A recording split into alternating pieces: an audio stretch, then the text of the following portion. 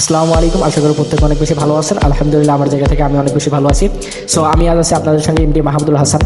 তো আমাকে অনেকেই কোশ্চেন করেন বা অনেকে মনে করেন যে যারা অনলাইনে কাজ করে তারা কি আসলে অনলাইন থেকে ইনকাম করতে পারে কিনা, বাট আমিও যদি কাজ করি তো আমিও কি ইনকাম করতে পারবো কিনা, অনেকে এটা কনফিউশনের মধ্যে থাকেন।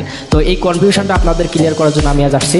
তো বিষয়টা হচ্ছে দেখেন, যারা অনলাইনে কাজ করে তাদের অনেক ধৈর্য নিয়ে তারা কাজ করে। তারা এমনিতেই কি কাজ করলে যে ইনকাম এমনটা না, তারা ধৈর্য সহকারে কাজগুলো বুঝে এবং তারা প্র্যাকটিসের করতে করতে কি তারা এক্সপার্ট হয়ে কাজগুলো করে। যখন তারা এক্সপার্ট হবে অবশ্যই তারা যখন সার্ভিসগুলো দিবে অবশ্যই তারা ইনকাম করতে পারবে।